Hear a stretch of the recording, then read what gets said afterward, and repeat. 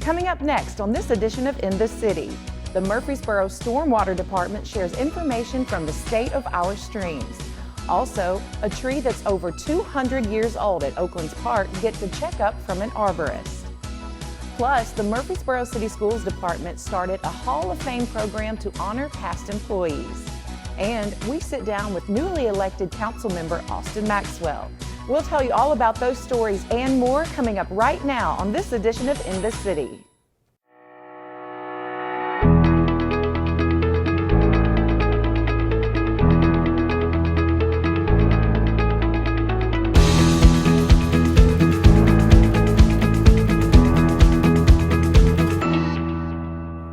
Welcome to another edition of In the City, your source for what's happening right here in the city of Murfreesboro. I'm Michael Linn White.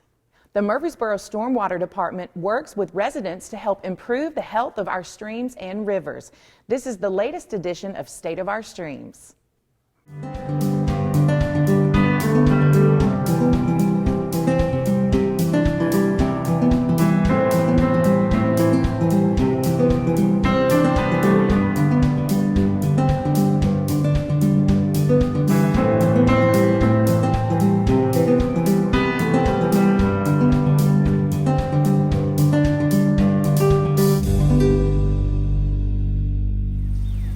As certain as Murfreesboro streams flow through limestone, stormwater flows from rooftops, streets, and parking lots into the public drainage system.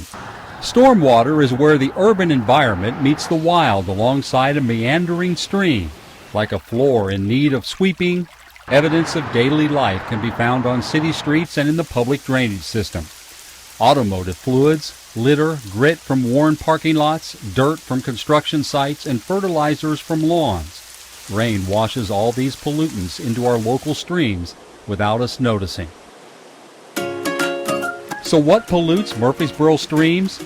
Silt and sediment get into streams from eroding stream banks, unsecured construction sites, and even weathering roofs and parking lots. Once in streams, silt covers up stream bed habitat and changes flow direction within the stream. Islands and points formed by sediment deposits can divert flow into adjacent stream banks, causing even more erosion. We're standing here in the West Fork of the Stones River. We're kind of near Highway 99. And this isn't a great example of bank erosion because of all the invasive plants, all the undergrowth. The tree I'm standing next to here looks to be undermined. We may lose this tree in the future. And we don't have a real healthy riparian zone or streamside buffer here. We have a lot of invasive plants. We do have some trees, but we don't have a real thick buffer here. And so that's one reason that we monitor construction sites. We have regulated buffers on the stream side. And we talk a lot about treating the quality of stormwater off of parking lots, but it's also too important to reduce the volume during storm events getting into the river. So we're still in the West Fork of the Stones River. We're a little bit upstream of where we were before, where we had that bank erosion. We're fortunate that in the center part of Rutherford County, we have a lot of bedrock, a lot of limestone bedrock. And because of our climate, we have lots of vegetation. These two things help with bank erosion. So this is just an example of how our geology can help. To prevent sediment loss from construction sites, city inspectors monitor construction activities. And since not all sediment comes from construction sites, protecting stream banks is just as important. An estimated 498 acres of detention ponds constructed around the city help control the amount of runoff draining to streams at a given time. In addition to detention ponds, over 15 miles of stream bank is protected with water quality protection areas. These areas protect stream site habitat and stabilize the stream bank, which is vital to a stream's health. We encourage residents living on streams to set up their own stream side buffer by not mowing all the way to the stream. All right, so one of the things we notice here in Puckett Creek, and it's easier to see when you don't have a lot of leaf litter in the stream, but the water is very clear. And one of the things that biologists do is look at the stream bed habitat, or what they call the substrate habitat. And this is basically where the delicate bugs live that we can look at and tell water quality. What happens is if you have eroding stream banks or you have construction sites that aren't secured, you can get a lot of sediment come into the stream, and that sediment will cover up the habitat here, and you won't find these bugs, and then your stream will suffer. The water quality parameters will go down. And so here in Puckett Creek, like I said, you don't see much sediment at all. And we think in part that's due because of the buffer here. And so if I were to pick up a rock here, I could see different bugs that may indicate good water quality, like caddis flies or stone flies, something like that. So this is a good sign. Grit and grime accumulating on city streets and in drainage systems can contain nutrients and bacteria. Last fiscal year, the street department's street sweepers removed 2,000 tons of material from city streets before entering local streams. Street department and water resources vac trucks removed even more sediment from public drainage pipes. What about stormwater running off private parking lots and rooftops? The city requires most new developments to install and maintain stormwater controls or treatment features, like bioretention areas and rain gardens that infiltrate pollutants in stormwater runoff before flowing into the public drainage system or water body. To date, there are 189 stormwater features that treat the most polluted part of runoff in rain events. Additionally, there are 52 acres of permeable parking areas made of paver blocks and porous concrete across the city. These parking areas allow rainwater to soak in. All green controls are reviewed by the planning department and inspected by the Murfreesboro Water Resources Department for proper function and maintenance after installation. In older parts of the city, stormwater was originally routed directly to streams without treatment. The stormwater program prioritizes these drainage catchments and hopes to provide treatment with retrofits. The city's first street to Green Street was constructed in the Oakland Court redevelopment project. Runoff from the street is directed into planter areas that utilize deep-rooted plants to soak up pollutants. Along with improving water quality, green streets offer a natural aesthetic in urban areas. Ultimately, people make the difference. Between education and public involvement, residents are having a big impact in our waterways. Parks and Recreation, Natural Resource Division staff, and volunteers remove countless amounts of trash and litter from our wetlands and streams while managing delicate habitats. Rutherford County's Project WET educates hundreds, if not thousands, of school children annually about water quality. MTSU, which shares a stormwater permit with the city, tailors special education and involvement projects like tree plantings, stormwater outreach to businesses, and engagement with the academic and research community. So what is the state of our stream? The state of Tennessee officially determines whether or not a stream is impaired. Among the streams impaired for sediment are Garrison Creek, Spence Creek, Lytle Creek, Bear Branch. Streams lacking streamside buffers or habitat: Sinking Creek, Spence Creek, Bear Branch, Garrison Creek.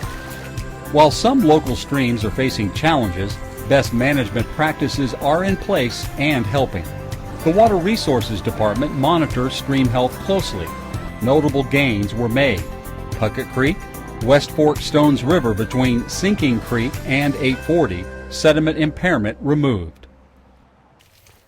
All right, we're in the lower part of Puckett Creek, right before it empties into Overall Creek. Obviously, we're in the mid-fall time of the year, and the flow is really low in the creek. It's just barely flowing, if not at all. We got some stagnant pools here. But what we really want to focus on here is the streamside buffer that we have all around us. We have a nice buffer, and what this buffer does, as we've heard, is it shades the stream, keeping temperatures down low. It provides habitat and provides some stability for the stream. Puckett Creek is a great example because Puckett Creek has been developed for the most part after our streamside buffer policy, what we call our water quality protection area. And what that is basically a regulated streamside area intended to protect the stream.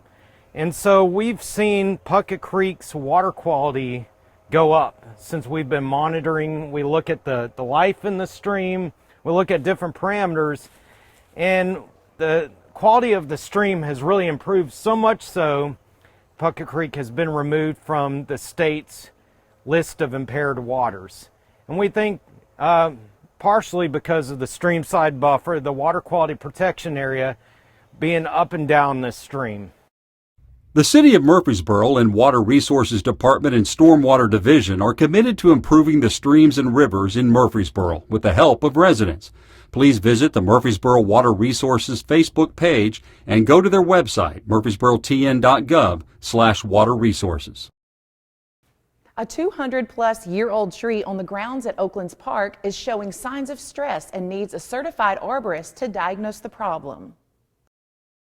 A white oak tree on the grounds at Oakland's park has been around since the 1770s, pre-Civil War. Keeping it healthy is a high priority for the Parks and Recreation Department. The department has noticed the last few years some signs of tree stress. So a certified arborist came in to diagnose and treat the tree to get it back to good health. About 6 years ago, I had a chance to work on a historic sugar maple tree here and actually saved it from being removed. But I've always had my eyes on the white oak tree. We know we've got a root disorder. We don't really know why yet until we get in and do the pruning. Trees are just like people. The older we get, the more easier we succumb to different disorders and problems. The root system is like the heart to you and I, so we address that first. So yesterday I did deep root fertilization. That's going to help replenish the root system, help improve the color, and hopefully limit the dieback that we saw in the crown through the course of this year. We don't know what caused it and how long this has been going on undetected. There were 3 things Scott wanted to accomplish on this job: deep root fertilization, safety pruning, and diagnostic work to know what year the root disorder started. The day I was there, climbers were in the tree for the safety pruning. The first step was to launch throw balls to set the climbing lines. Oh my gosh, we struggled to get the throw balls up this morning, so we know we're at least 120 to 130 foot in height. We use a slingshot, which most arborists do now. Used to be in the day we'd throw that throw ball up, apparatus up, go after the highest limb possible, closest to the center of the tree, and that just helps the arborist or the guy climbing to get up into the canopy where he can then begin his work. We just simply tie our tag line or climb line on that and pull through. We don't use any spurs, especially on a historic guy like this. That would cause further injury to the tree. Well, Marty Robinson is a contract climber. He's assisting us today. In my opinion, probably the best climber in the state. I started when I was 15 and I'm 50-year-old, so you got to do the math. I lost my dad and had to go to work, and Mr. Oakley gave me a job and worked me for 17 years and taught me pretty much everything I know. It's really not as tall as most champion trees, but white oaks have good widespread on them, so that's definitely a fun factor of it. Mostly I'll probably be using a handsaw, and then I have a steel.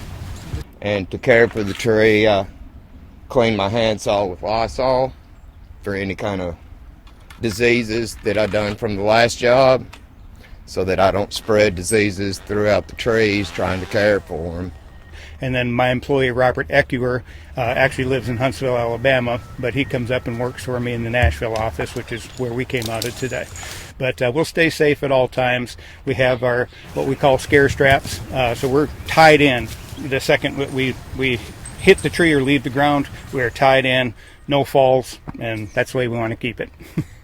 Days after the work, Scott determined the dieback in the upper canopy of the tree was caused by extreme cold we had 3 years ago, and all the life-threatening fungus was pruned out.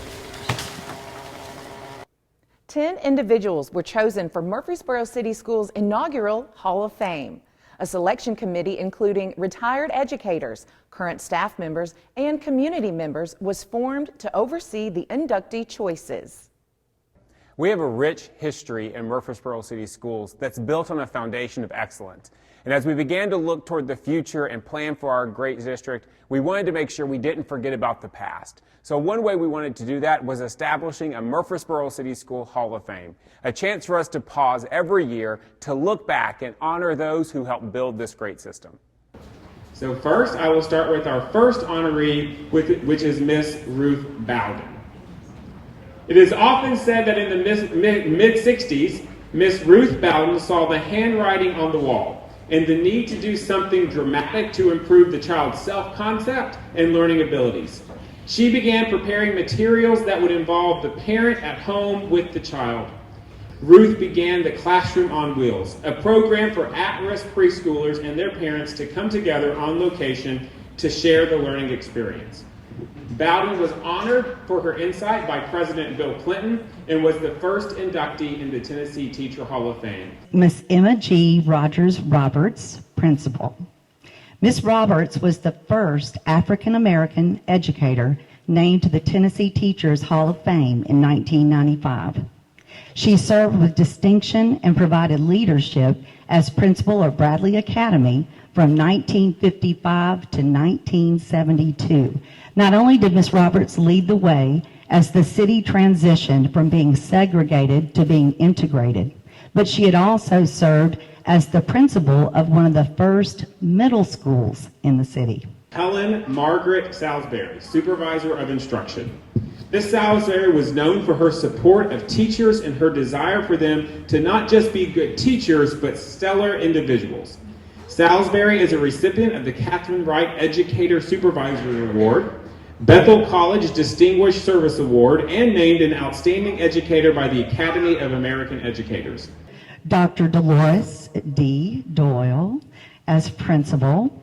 Doyle served in Murfreesboro City Schools from 1972 to 2000 as a classroom teacher and later as a welcoming and inclusive principal at Reeves Rogers.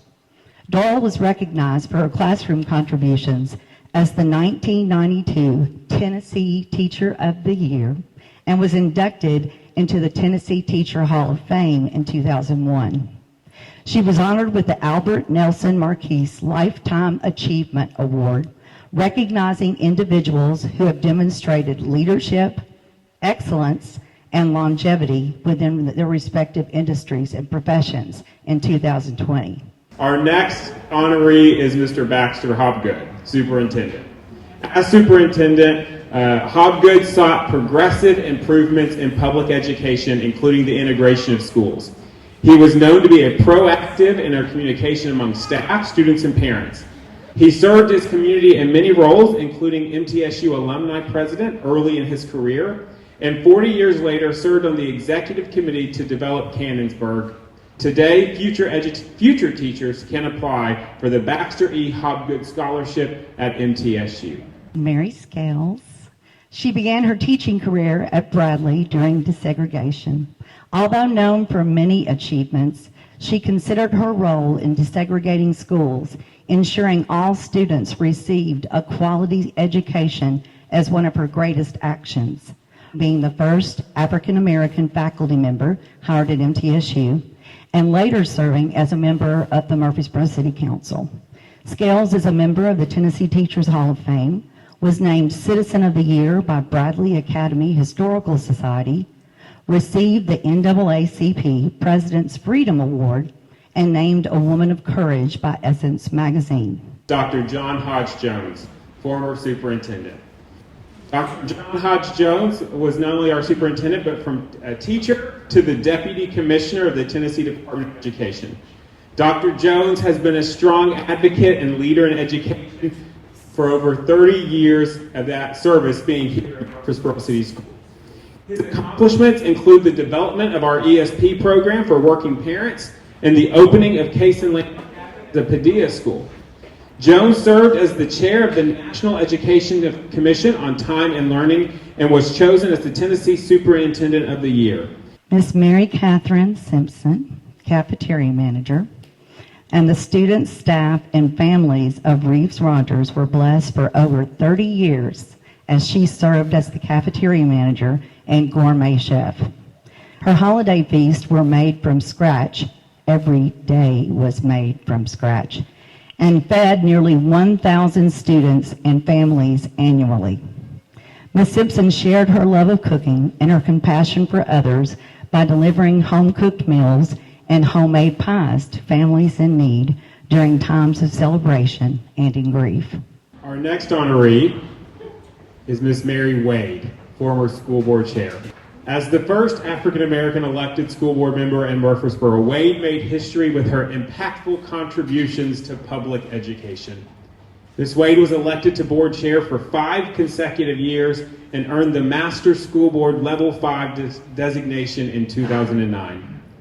Ms. Wade used her talents to serve locally on the Rutherford County Chamber of Commerce BEP Board, MTSU's Access and Diversity Board, and served as a board member of the Tennessee School Board Association. Our final inductee is Ms. Bertha Snowden, principal. As principal of Mitchell Nelson, Snowden was admired by teachers, colleagues, students, and parents. A voice for all children, Snowden was one of the leading advocates for inclusion with students with special needs. Snowden was known for her leadership and inspiration in mentoring new teachers and was considered the heart of her school. Under her leadership, Mitchell Nelson Primary was expanded to include a new gymnasium and classrooms. As excited as we are to honor this inaugural class of members to our Murfreesboro City Schools Hall of Fame, we're equally excited about the great people who will be added in the future. So be on the lookout late next spring and early next summer for nomination forms so you can make sure your favorite Murfreesboro City School employees are nominated for this incredible honor. We sit down with one of Murfreesboro's newest city council members to learn more about him and his desire to serve the city.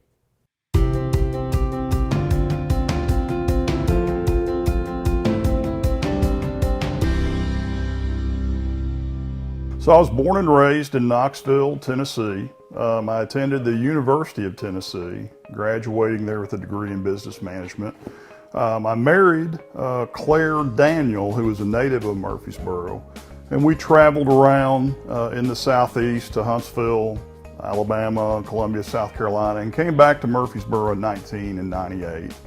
I got my MBA from MTSU, and for the better part of the past 31 years, I've been in healthcare, primarily in pharmaceuticals.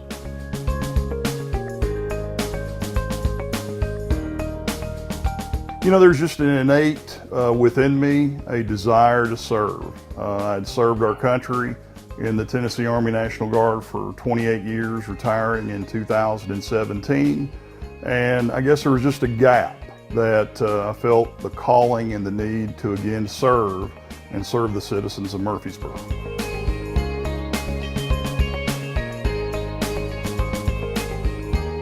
It's important to me to serve in this capacity because we're growing so fast and so rapidly.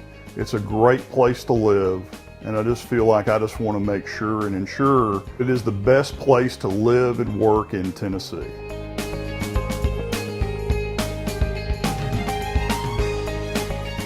The role of Murfreesboro City Council in our community is to represent everybody in the city of Murfreesboro.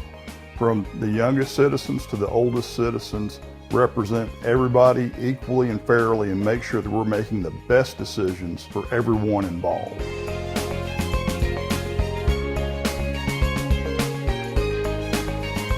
When we got married in 1990, it was your typical kind of Mayberry type town still.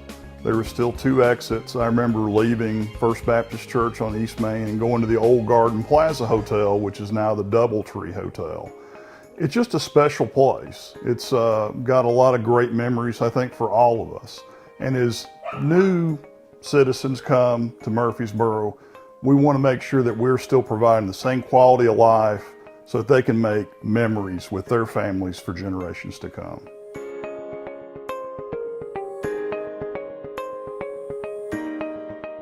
In 10 years, I hope to see that Murfreesboro is continued to be viewed as a great place to live, a great place to work. But from an infrastructure standpoint, we've got to make sure that we're putting in place what we need to do with regards to roads, with regards to sewage, with regards to all the services and support necessary for growth.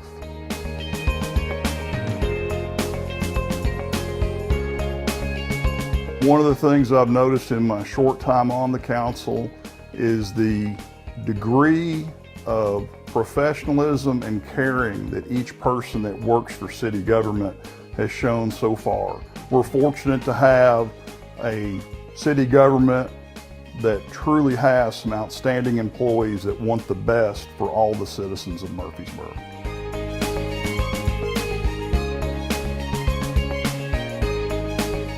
I'm a rather boring person, to be quite honest with you. The military used to be my hobby, and now that I'm retired from that, I like to read, and I like to walk and work out.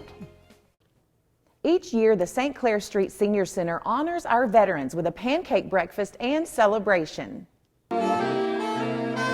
St. Clair Street Senior Center honors our veterans with their annual pancake breakfast. We are so proud of the veterans that have served our country. St. Clair, in a small way, to honor them, we give them a breakfast every year. We have a symphony comes in, a small quartet from the symphony comes in, and Oakland High School, our junior ROTC come and host colors. Patriotic music performed by the symphony quartet played while St. Clair staff served the men and women who served our country. This event is always fun and touching as some make speeches to share their experiences and memories of being part of the United States military. We just need to remember why we have our freedoms and who we need to thank, and we don't need to forget the veterans. There's always something going on at St. Clair. For more information on all of their events and programs, visit murfreesboroparks.com. And as always, we thank all veterans for their service. For CityTV, Michael Linn White. If you're an animal lover, the Wilderness Station is the place to go with weekly programs to learn all about Tennessee's diverse animal population. Find a warm spot if they're really cold. The Wilderness Station at Barfield Crescent Park is a perfect place to learn about nature and explore our native animals. Today we are doing a program with eastern box turtles and all turtles in Tennessee specifically, just to educate the public about what these amazing creatures are doing. Turtle Talk is a hands-on free program, and program coordinator Charlie Walker says he is excited to share his love and knowledge of turtles with the community. I grew up loving turtles here in Tennessee, the eastern box turtle, and I think it's important that everybody gets to learn about these amazing creatures and get to love them just the way that I do. The purpose of these programs is to educate about all of nature, but especially indigenous animals and plants, like the eastern box turtle. They grew up here, they were born here, they belong in Tennessee. They're not from another part of the United States or a different country. Of course, this species isn't the only turtle you'll come across in Tennessee. We have the western box turtle. There's about 5 or 6 different species of box turtle, and the eastern box turtle is actually the Tennessee state reptile, and it's the one native to Tennessee. Events like this one vary with a different animal each month. If it's a particularly popular topic, they will add extra dates. For all things Wilderness Station, check out murfreesboroparks.com, where you'll find events throughout the year for the whole family. For CityTV, Michael Linn White. We are excited to share that we have partnered with Paws of Rutherford County to bring you the Pet of the Month. Here's the newest pet, Davy. Davy is a 7-year-old pit bull mix. He's been at the shelter for 140 days, and he was found as a stray nearly 5 months ago and was never reclaimed by the owners. Davy is wonderful with people, including kids. However, he is dog reactive. This just means he prefers to be an only pet child. Davy has a loving personality that staff and volunteers adore. His favorite thing to do is enjoy a nice walk and roll around in the sun. He also loves treats and belly rubs. This sweet boy is very well behaved, and he will stay right by your side on a leash. Davy is neutered and up to date on all current vaccines. For more information about Davy or for other dogs and cats available for adoption, contact Paws at 615-898-7740 or email them at paws@rutherfordcountytn.gov. Well, that's it for this edition of In the City. As always, for more information about the City of Murfreesboro, you can always visit our website at www.murfreesborotn.gov. And if you want to see any of the stories that you've seen today or catch up on some of the latest city news, you can always visit the City of Murfreesboro's YouTube channel.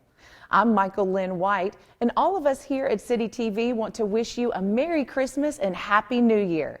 Until next time, we look forward to seeing you in the city.